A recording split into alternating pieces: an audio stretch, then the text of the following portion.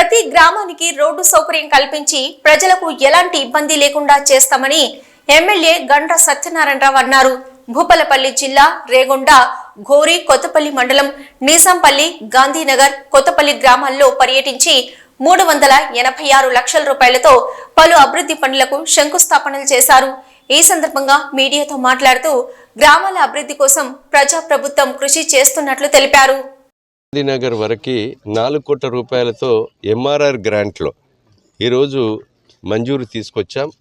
సుమారు ఈ యొక్క భూపాలపల్లి నియోజకవర్గంలో 150 కోట్ల రూపాయల విలువ చేసేటువంటి ఎంఆర్ఆర్ సిఆర్ఆర్ గ్రాంట్లో నిధులు తీసుకురావడం జరిగింది. ఈ 13 నెలల సమయంలో ఓన్లీ పంచాయతీరాజ్ శాఖ ద్వారా సీతక్క ద్వారా ఈరోజు 150 కోట్ల రూపాయల నిధులను ఈ భూపాలపల్లి నియోజకవర్గంలో గత 63 సెంటీమీటర్ల వర్షం పడి రోడ్డు అన్నీ కూడా బ్రీచ్ అయి తెగిపోతే వాళ్ళ ప్రభుత్వంలో 6 నెలలు చేయకపోతే ఈ 150 కోట్లతో పంచాయతీరాజ్ రోడ్లన్నీ కూడా చేయడం జరుగుతుంది. అందులో ఈ నిజాంపల్లిలో కూడా ఇక్కడ నిజాంపల్లి నుంచి మరి 3,80,000 4 కోట్ల దాకా గాంధీనగర్ వరకు ఈ యొక్క 2 పనులను మనము ఈరోజు శంకుస్థాపన చేసుకోవడం జరిగింది. తక్షణమే పని కూడా ప్రారంభిస్తాం. ఈ గ్రామస్తులకు కానీ అదేవిధంగా శాంపేట మండలం కానీ ఆ దూర ప్రాంతాల నుంచి వచ్చేటువంటి మెయిన్ రహదారి గోరుకొత్తపల్లి మండల హెడ్ క్వార్టర్కి పోయేటువంటి దారి ఇది. ఈ దారిని మంచిగా చేయాలనే ఒక ఉద్దేశంతో ఈరోజు శంకుస్థాపన చేయడం జరిగింది. అదేవిధంగా గోరుకొత్తపల్లి నుంచి రాజక్కపల్లె వరకు డబుల్ రోడ్ కొరకు కూడా 5 కోట్ల రూపాయలు ప్రతిపాదనలు పంపాం. దాన్ని కూడా మంజూరు తీసుకొచ్చి అది పని కూడా త్వరితగతిన పూర్తి చేస్తాం. అదేవిధంగా గోరుకొత్తపల్లి నుంచి బాలయ్యపల్లెకి పోయే చిన్నకోడపాక పోయే లింకును కూడా 1,50,00,000 రూపాయలు ప్రతిపాదనలు పంపాం. అది కూడా 4-5 రోజులలో మంజూరు తీసుకొస్తాం. అనేక గ్రామాలు కూడా ఈ యొక్క గోరుకొత్తపల్లి మండలానికి మరి ఎంఆర్ఓ బిల్డింగు, ఎంపీడీఓ బిల్డింగు, రేపు ప్రైమరీ హెల్త్ సెంటరు, అదేవిధంగా ఒక అంబులెన్సు, అదేవిధంగా ఒక పోలీస్ స్టేషన్ కూడా గోరుకొత్తపల్లికి అతి త్వరలో గౌరవనీయులు ముఖ్యమంత్రి రేవంత్ రెడ్డి గారి దృష్టికి తీసుకెళ్లాను. దరఖాస్తు ఇచ్చాను, ఎస్పీకి రాశారు, ప్రతిపాదనలు పోయినాయి. ఇవన్నీ కూడా అతి త్వరలో మొన్న వైద్య ఆరోగ్య శాఖ మంత్రి వచ్చినప్పుడు మా గోరుకొత్తపల్లికి కూడా అదనంగా ఒక అంబులెన్స్ ఇవ్వాలి, ఒక ప్రైమరీ హెల్త్ సెంటర్ ఇవ్వాలి అని చెప్పాను. మరి వీటితో పాటు పోలీస్ స్టేషన్ కూడా ఇక్కడ గోరుకొత్తపల్లి మండలానికి తెచ్చి ఒక మండల వాతావరణం తీసుకొస్తాం. గతంలో మండలం చేశారు, తహసీల్దార్ గారు బల్లే ఆఫీసు నడిపారు, ఎంపీడీఓ ఆఫీసు లేదు, ఒక ఎంఆర్ఓ ఆఫీసు లేదు. ఎంఆర్ఓ ఆఫీసుకు కూడా 1,20,00,000 ఇచ్చాం, ఎంపీడీఓ ఆఫీసుకు 1,20,00,000 ఇచ్చాం.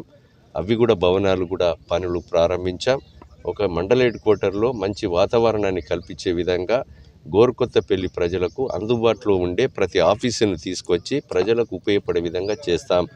ఈ నిజాంపల్లి, గాంధీనగర్, గోరుకొత్తపల్లి అదేవిధంగా దూర ప్రాంతాల నుంచి వచ్చేటువంటి వాళ్ళందరికీ కూడా భూములకు పట్టాలు కాలేదు.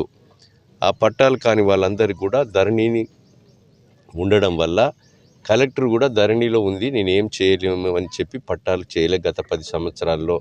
ఇప్పుడు ఆ ధరణిని రద్దు చేశాం.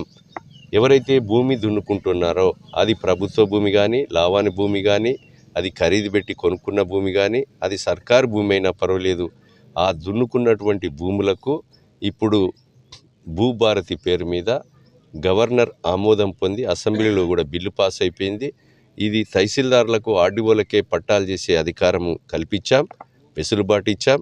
వాటికి కూడా మరి పేదవాళ్ళందరికీ కూడా పట్టాలు ఇచ్చి రైతు భరోసా ఎకరాన 6,000 రూపాయలు, అదేవిధంగా చనిపోతే రైతు బీమా, బ్యాంకులో పోతే పంట రుణం వచ్చే విధంగా ఈ ప్రభుత్వం చేయడం జరుగుతుంది.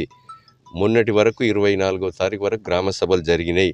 నిన్న రాత్రి ఒక మోడల్ విలేజ్గా రామగుండాలపల్లిని ఎంచుకొని 80 మందికి ఆడ ఇండ్లు అవసరం ఉంటే ఇండ్లు ఇచ్చాం, రేషన్ కార్డులు ఇచ్చాం.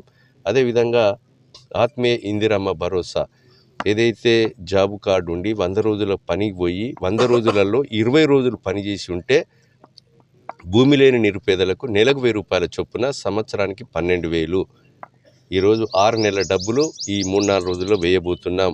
ఈ నిజాంపల్లిలో కానీ, భూపాలపల్లి నియోజకవర్గంలో కానీ, తెలంగాణ రాష్ట్రంలో కానీ ఈరోజు రాత్రి నుంచి రేపటి నుంచి ఎకరాన 6,000 రూపాయల చొప్పున పంటకు మరి రైతు భరోసా కూడా వాళ్ళ ఖాతాల్లో పడవేస్తున్నాం. ఇవన్నీ విషయాలు కొత్త రేషన్ కార్డు కూడా ఇవ్వబోతున్నాం. ఈ ప్రభుత్వం వచ్చిన తర్వాత ఎన్నికల ముందు చెప్పిన మాటలు మహిళలకు ఉచిత బస్సు ప్రయాణం కల్పించాం, గృహ వసతి, రైతుల కొరకు ఫ్రీ కరెంట్ అందిస్తున్నాం, 500 వంట గ్యాస్ సిలిండర్ ఇస్తున్నాం. అదేవిధంగా ఈరోజు 5 లక్షల ఆరోగ్యశ్రీని 10 లక్షలకు పెంచి 21,000 కోట్లు భారతదేశ చరిత్రలో రైతుకు 2 లక్షల రుణమాఫీ కూడా చేసి 55,670 ఉద్యోగాలు కూడా ఇవ్వడం జరిగింది. ఈ పథకాలన్నీ కొనసాగిస్తూ పోయిన ప్రభుత్వం మిగులు రాష్ట్రాన్ని 7 లక్షల కోట్ల అప్పు చేసిన మిత్తి నెలకు 6,500 గడుతూ అసలు పైసలు 7,000 గడుతూ సంక్షేమ పథకాలు కొనసాగిస్తూ గ్రామంలో ఉన్న రోడ్లు కానీ మౌలిక సదుపాయాలన్నీ కూడా చేస్తూ ఈ ప్రభుత్వం తెలంగాణ ఇచ్చినటువంటి ఒక ప్రభుత్వంగా పనిచేయడం జరుగుతుంది. రేగొండ ఉమ్మడి మండలంలో ఏ పనులైతే ఎన్నైతే ఉన్నాయో దేవాలయాలకు కానీ అదేవిధంగా టూరిజం ప్లేస్లకు కానీ అన్ని రకాలుగా ఈ నియోజకవర్గంలో మరి నా యొక్క ఉద్దేశం, ప్రజలు నాకు అవకాశం ఇచ్చారు. పేదవాని కష్టం తీర్చడం, పేదవానికి ఇందిరమ్మ ఇండ్లు కట్టియడం, అదేవిధంగా ఈరోజు ఈ నియోజకవర్గంలో ఈ రాష్ట్రంలోనే ఒక మోడల్ కాన్స్టిట్యున్సీగా తీర్చిదిద్దాలనేటువంటి ఒక తపన, ఆతృత నాలో ఉంది. గౌరవనీయులు ముఖ్యమంత్రి గారు మాకు సన్నిహితుడు.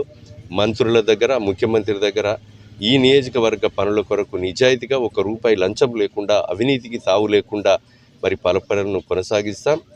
ఈ కాన్స్టిట్యున్సీని ఒక మోడల్ కాన్స్టిట్యున్సీగా రాష్ట్రంలో తీర్చిదిద్దే ప్రయత్నం చేస్తాం. రాబోయేటువంటి సర్పంచ్ ఎన్నికలు, ఎంపీటీసీ ఎన్నికలు, జెడ్పీటీసీ ఎన్నికల్లో కాంగ్రెస్ పార్టీని, ఈ ప్రభుత్వాన్ని ఆశీర్వదించండి. ఇంకా రెట్టింపు సంఖ్యలో రాబోయే 4 సంవత్సరాలలో మేము ఉత్సాహంగా పనిచేసే అవకాశము ప్రజలను ఇవ్వమని విజ్ఞప్తి చేస్తున్నాం.